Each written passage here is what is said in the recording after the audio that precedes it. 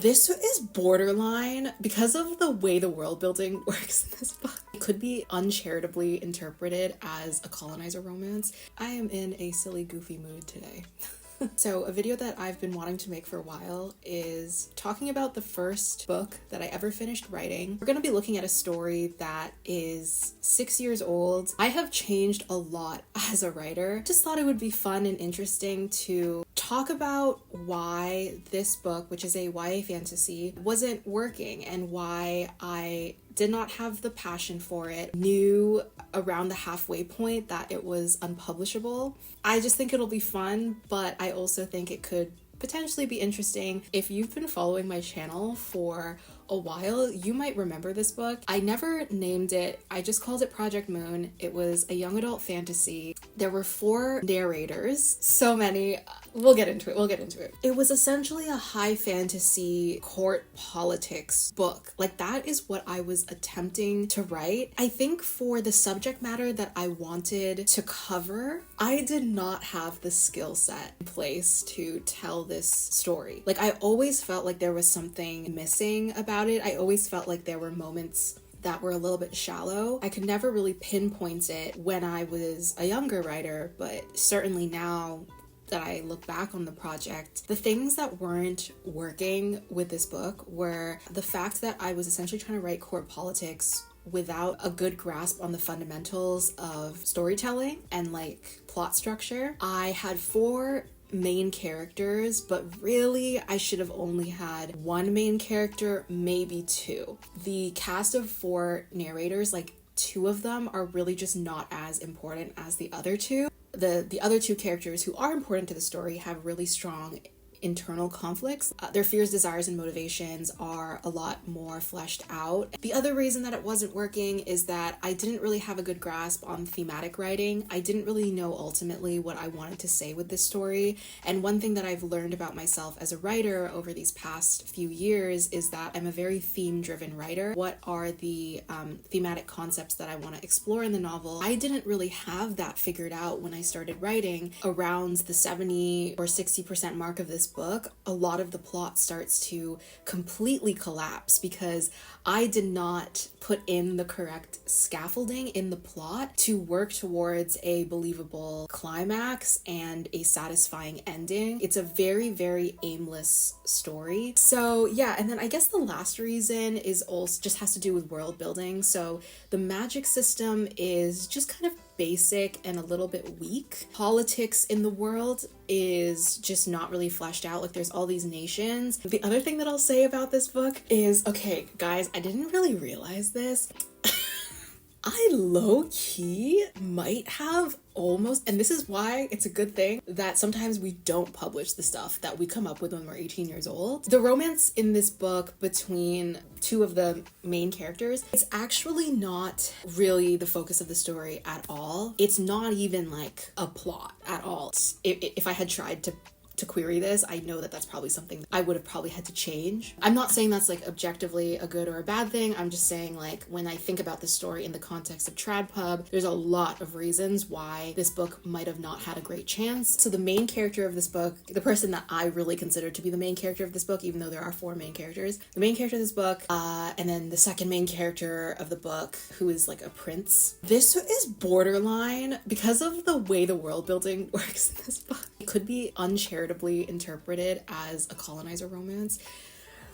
When you're writing your books when you're young, there's a lack of maturity in your writing. Also just like not being aware of a lot of things, like, and not thinking about that world deeply. That's the kind of stuff that happens, is that you don't realize when you are writing something that is actually undermines the weight of the story because you're writing it in such a shallow way. To be clear, it's not like, I'm not calling it a colonizer romance, but I'm saying that there are pieces in place that you could extrapolate and be like, this is kind of like a weird dynamic. Let me read to you the logline of this book so that we're all on the same page. An exiled mage, once used by the crown as a weapon of war, is released from her prison sentence early under the condition that she first accompany the prince, his restless right-hand swordsman, and conflicted knight as a translator to facilitate peace talks between the nations of their empire, but a new war may be brewing on the horizon before she has the chance to earn her freedom. This is something that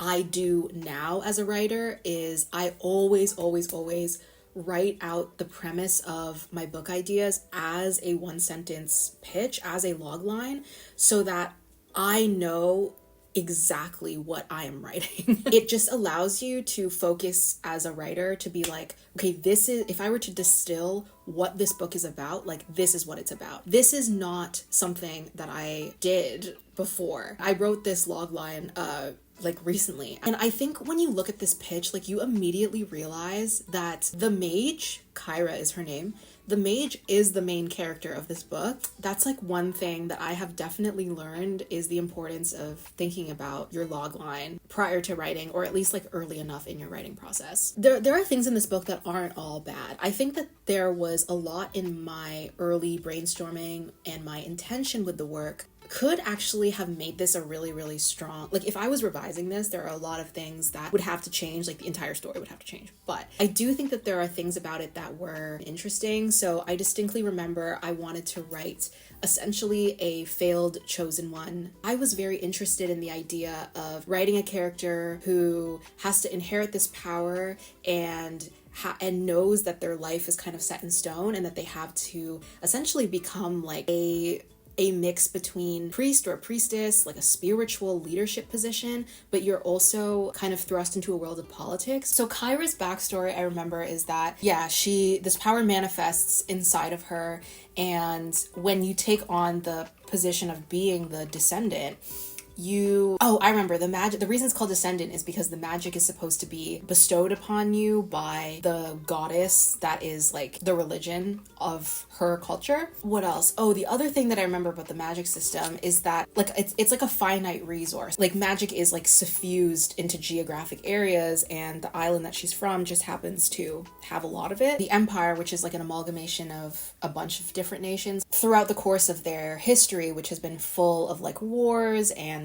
land and resource exploitation. The reservoirs of magic on imperial land have like significantly dwindled. Where they are drawing their magic from is basically just like one source now. And I think like at some point in history, they actually stole an artifact from the culture that Kyra is from. They have been drawing magic from that, but it gets stolen, I think, at the end of Act 1. So yeah, like Empire, they are like a colonizing force of other cultures. Like, they went to war recently with like a different country, so it's not like the Empire colonized the islands that Kyra is from, which is why it's not 100% a colonizer romance, but there is still definitely power imbalances in their status that I think I would have had to like seriously sit down and think about. Other thing that I actually really liked about this book is that I wanted to explore the idea of a failed chosen one, because at the point in time when you meet Kyra, there's like a war that has already happened. Kyra, when the power manifested that she was a descendant, she was immediately shipped off to the Empire to be basically like integrated into their culture and customs. I think there was like an interesting diaspora element there. She is forced to learn all of the imperial languages, get her education there. So she spends her entire childhood there. She becomes childhood friends with the prince, who's named Tian. There's a war that breaks out between the Empire and another nation. This all happens, by the way, prior to the start of this book. So yeah, war breaks out, knows that she's gonna have to fight in this war, and she doesn't want to. 3 years before the start of the book, as they're on the brink of the war, she steals the artifact that the palace has been hoarding, artifact from her culture. She steals it, intends to bring it, like, escape and go back home. The person that, like, catches her and rats her out is the prince. That's where we are at the start of the book. She does end up having to fight in the war, and then after she's used as a weapon of war, she gets thrown into prison for her crime. So she's been in prison for like 3 years. Where the book starts is she is released from prison early and told like, hey, the crown needs you again for something. And she obviously doesn't want to do it, but she doesn't have a choice. So that's where the book starts. But I think the reason why it didn't work was, again, all the reasons that I said. It's essentially a story about court politics, because she is told the artifact that you tried to steal 3 years ago, it's actually been stolen, and we don't know who did it. We think it's one of the nations, like one of our allied nations. She is taken out of prison to accompany the prince on like a diplomatic tour. As they're being invited into the courts of all these different nations, they are meant to like investigate the courts. It's a mix of court politics, a fantasy road trip, a mystery, and that was what the book was going to be about. It's really not a straightforward plot. Like, this is not the kind of plot that I would recommend for a first-time writer. And I had been writing a lot up until this point, but I had never sat down and finished a manuscript before. It's a lot of things to think about. That's the context of the story. Let's actually look at some of the prose here. I've actually done a few line editing videos about this book already, so if you want to take a look at, I'll link them down below. Oh, I forgot to mention that when I was writing this, I was writing it as a YA fantasy because I knew that YA fantasy was selling well. And also when I first came up with it, I was still in the YA fantasy demographic. But when I actually sat down to write the book, I was, I think 21. I had not read YA fantasy in a very long time. Because I wasn't reading it and because I wasn't passionate about it anymore, I did not write a YA fantasy very well either. Like, I wasn't a YA writer at this point, but I think I was really forcing myself to make it YA because I felt like it was the right thing to do and it was the thing that would make it more publishable. But I think that this book would have very much benefited from if I was just honest with myself and if I had just written it as an adult fantasy instead. So this is chapter 1. So this again starts off, Kyra is in prison, and she's like, I don't know why I'm being released. Yeah, the person that comes to fetch her is Mito, the prince's right-hand man and also a childhood friend of hers. They all grew up together. Oh, structurally, this first act is like fine. I think a lot of this makes sense. You know, I think it starts in a good place.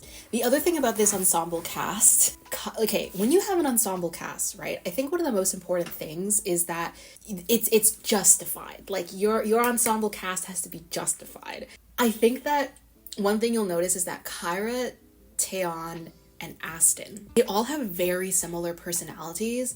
Mito is the only one who has a very different personality, and I think it's why his character feels a little bit more like interesting a lot of the time, because his dynamic just bounces off really well with all the other three. I think if I was to approach this again as an ensemble cast, I would just think about the dynamics of the cast a little bit more, because yeah, Mito, Taeyeon, Aston, they're all very stoic.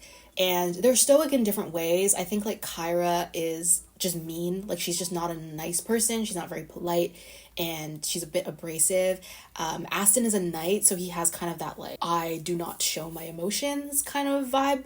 But he's like a nice, gentle person, I think. And he's very like loyal to the prince. And then Taeyeon is just like, he's like just a little bit uptight. But I think actually the weakest personality is Taeyeon. I think I would try to give him like a more distinct personality than just being like, I don't know, I can't really pin him. Like, I can't really describe his personality in one word. All of your main characters, you should be able to have at least like one main descriptor of how they act. She's being released from prison and she's just basically really sus. She's like, I don't trust it. I don't know why you're releasing me. Aside, poised on the folding step, his hand outstretched, the other touched the hilt of his sword.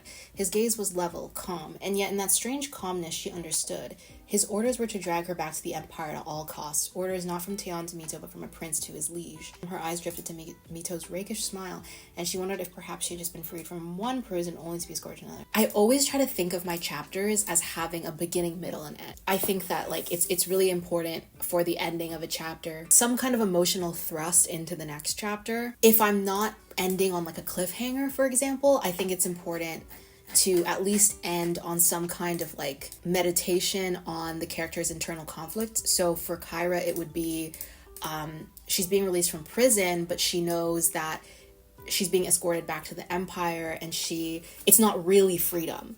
All right, so then we go to Taeon. Across the sea, Taeon Wen held a knife up to the sun. It wasn't a beautiful thing, like the commemorative weapons that hung from the palace's walls, won from battles, polished bright to be admired. This knife was scuffed, rusted. It held quieter, more mundane memories than ones of war.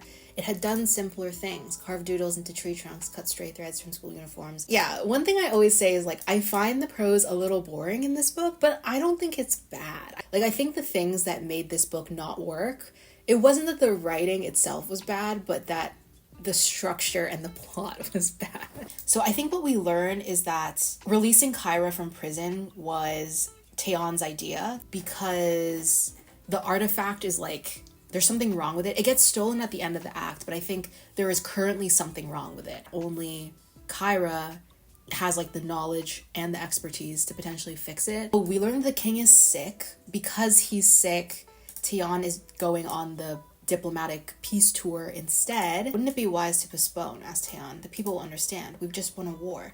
His father's eyes flickered in the candle flame. Taeon, he said. And Taeon hadn't realized until then that he couldn't remember the last time his father had said his name. The king stood up. The smoke was thick as it collected between them in the small room. Taeon could feel it, hot and syrupy in his throat. You will learn very quickly that war is the easy part. I had to briefly change the camera angle because the sun has set. So let's return to the draft. Again, I think structurally that this chapter is pretty okay. One thing that I immediately noticed just reading back Kyra's first chapter and now Taeon's first chapter is that clearly had a pretty good sense for, at least for these two characters. These are the two characters that I would say could be the main characters of the book. Clearly, I had some kind of sense for their internal conflict. Now that I'm working on my fourth book, I tend to think a lot more intentionally about all of these things now.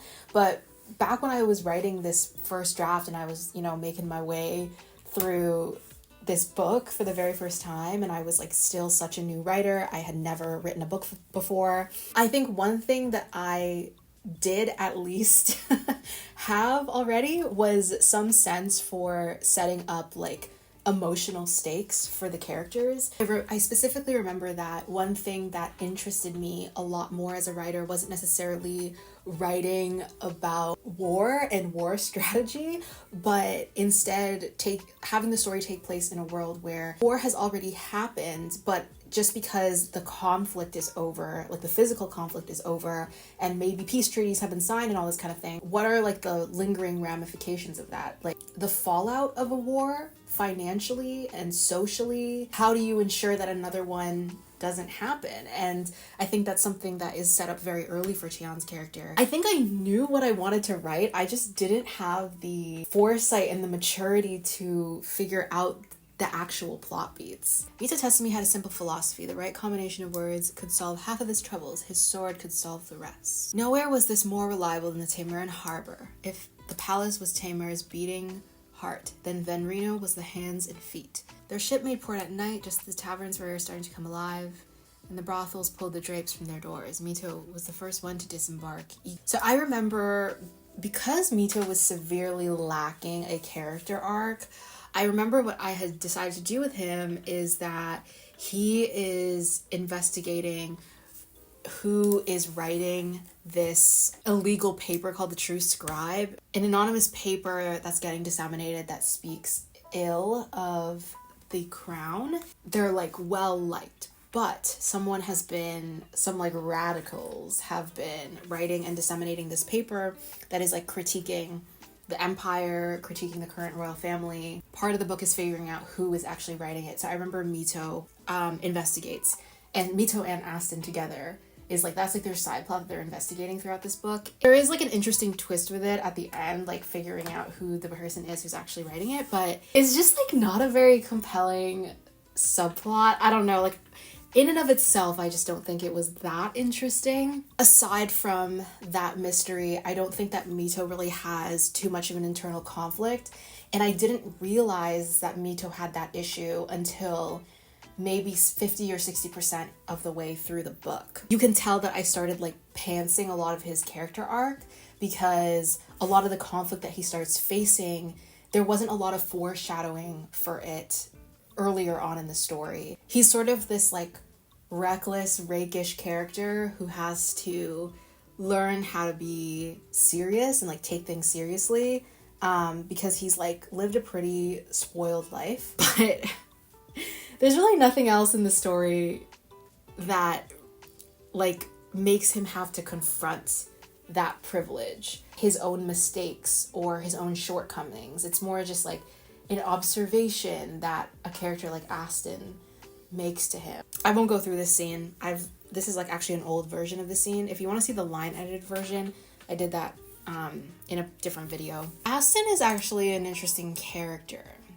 So he's actually from Venrino, which is like the slum, one of the biggest slums in the city. And that's where they're staying in right now. And so he goes from being this like orphan in this slum to a knight for the Empire. And Venrino was kind of like ground zero for some of the most like radical ideology in the city. There are people there who kind of like suffered the worst of the war. People don't love the crown down here. And so Aston is kind of like returning to his hometown as a traitor a little bit. Not like literally, but spiritually. So yeah, he runs into this like old friend of his named Armor. It's kind of like this scoundrel, is like an older brother figure to Aston. In the next chapter, Kyra, they finally make it to the palace. Gets stopped in like the main square of the city. She and Mito talk for a second about their past. He hopped out of the carriage, then stopped and swiveled on his heel. Do you remember the feast festivities when we were, I don't know, 12 or so? I lost my mother's favorite handkerchief in the wind, and I got one Kyra saw so rarely on his rakish. I used rakish twice. Snuck Tian and Hana out of the Imperial Center. Drank cans of juice on top of the steps of the Yubing Temple. But yeah, so this is kind of like a callback to when we meet Tian for the first time, and Tian is doing knife tricks. I don't know if at this point we know that the knife that Tian keeps is actually Kyra's knife. Kyra looked over as music started up from the square. A quartet of musicians were perched by the fountain, and a circle had formed around him. Suddenly she could picture herself on that day all those years ago as cocky and content as she had ever been in her life. Mito's smile widened. She knew what he was doing. It wouldn't work on her. Things were not that simple anymore. One of my favorite tropes is like childhood friends who have grown up and really catastrophic things have happened that have like severely changed the trajectory of their lives, but they still reminisce about what could have been if things had happened differently. I don't suppose the crown has released me out of the kindness of their hearts. There was a fragile, serene stillness to the palace that Kyra had always found rather unsettling. Cicadas buzzed in the underbrush as they passed through the gardens. So one thing I'm noticing about my descriptions is that they're very like basic. I seem to have a general instinct for when and where to put descriptions, but I think the descriptions themselves aren't evocative enough. The unsettling stillness and cicadas in the garden, it's just a little boring, you know? If I was revising this now, I think I would always try to think about my setting description a little bit deeper. You should try to make your descriptions as specific as possible, and especially with a secondary world, fantasy, science fiction, you want to think about what are the things about my world that are otherworldly, you know? Like how does magic affect a royal palace, for example? If I'm looking at a lot of my descriptive language, it just isn't really that interesting. They rode through the outer ring, luxury boutiques, noble houses, embassies tucked away behind great drooping trees. They rode past the Temperance, that was the name of their school.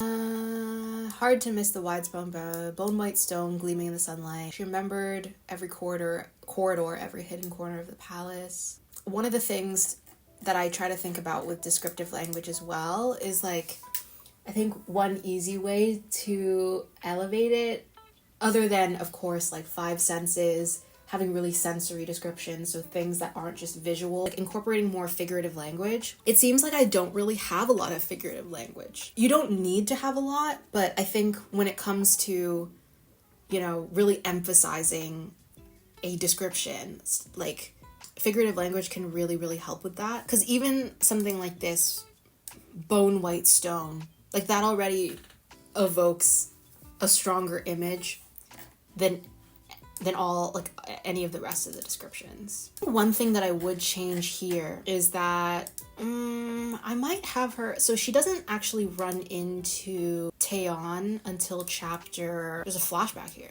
Yeah, they don't run into each other until chapter 10. I would have them try to meet a little bit sooner. Yeah, Mito and Aston's chapters are just so boring. Oh my god. I don't know why they're main characters. This is Aston's backstory. I think this vignette actually works pretty well. We start his chapter. We just get some context on how Aston actually became a knight, and then we learn he was basically about to be hung. And Taeon intervened and like saved him. Because Aston had like a life of being a criminal. That's how he grew up. He was like, you know, running with a crew. And I actually wrote some short stories about Aston's childhood from the perspective of like another person in the crew. The backstory is that there was a job that went wrong that they were doing, and Aston was about to be hung, and then he wasn't. See that Taeon is a very like, he tries to be a very good-hearted person. I think one thing I would do with Taeon if I was revising this book, I would just emphasize the fact that he tries so hard to be a good person that there comes a point where, oh my god, the other reason that I will probably never write a story like this ever again is because I don't really have any interest in writing stories about like monarchies at all. I'm anti-monarchy. So if I had to write a story about like a fantasy monarchy, it would have to be something that makes commentary on the monarchy. And I just don't really want to do that. It's just not something I'm interested in as a writer. But yeah, if I was, you know, writing Taeon, I think as a prince, as the prince of an empire, as a prince of an empire that has, you know, pillaged other countries, gone to war with other countries, gonna be faced with like moral dilemmas where it's impossible to be a good person, or that, you know, there's always going to be trade-offs, right? There's no such thing as like, or, you know, a lesser evil is still an evil. And I don't think that Taeon is challenged enough on that axis in this book. But we do see that he really trusts Aston, despite Aston, you know, having once been a criminal. Aston thought it was quite the exaggeration to think Mito could be scared into anything, least of all submission.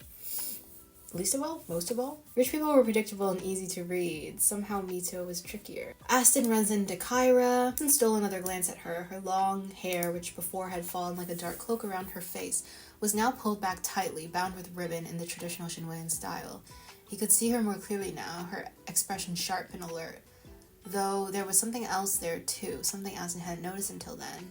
It wavered beneath her resolve like a tiny crack across a pond of ice, almost imperceptible. Again, these descriptions are just boring.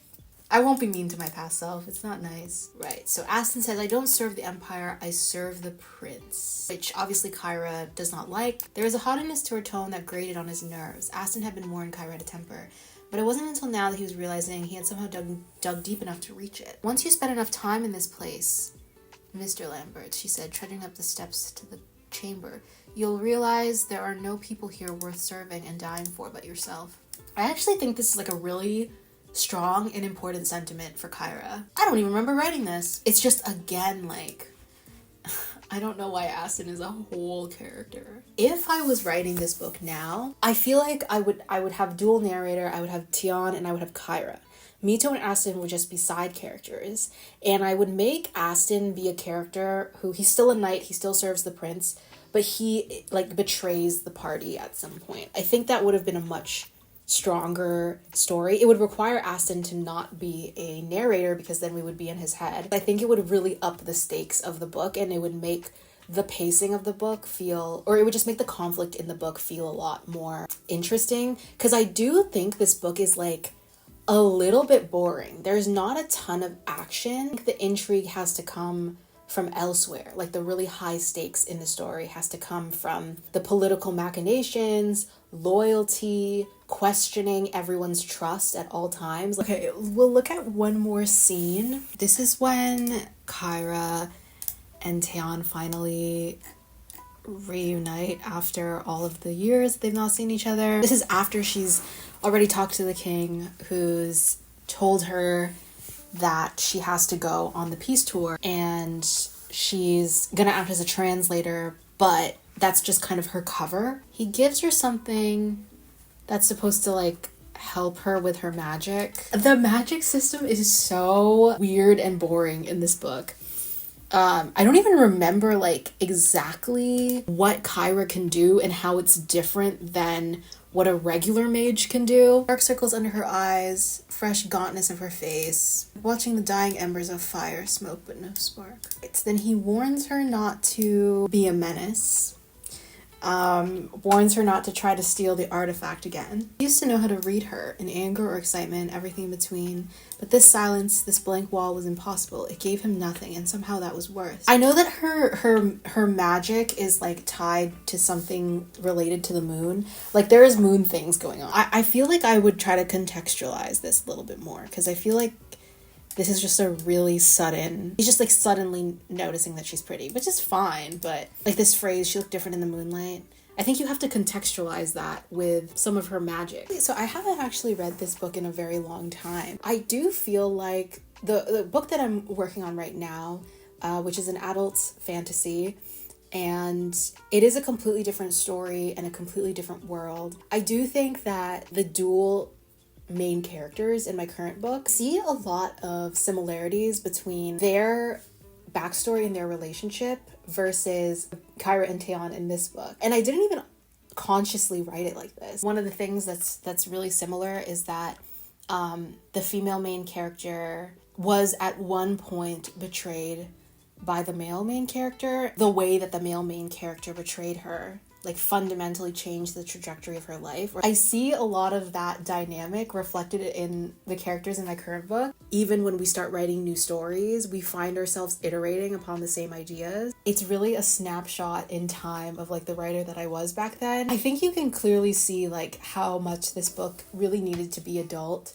and not because young adult books can't tackle really dark, complicated themes, because we see really good young adult novels doing that. But I think the way you have to structure your plot and the things that you choose to focus on in order to make it understandable, digestible, and relatable for a kidlit audience, like that's actually a really unique challenge. And I find that a lot harder. Like I haven't really been able to come up with story ideas that I think would fit a YA novel very well. I think you can see the seeds of like the writer that I wanted to be, but I was very much in limbo and still trying to figure myself out. A lot of the times it takes, more than one book. As always, thank you guys so much for watching this video. If you want to support the channel, I have a Ko-fi page. I have monthly memberships that you guys can join if you're interested. I do early previews of videos there, some bonus content, and I also open up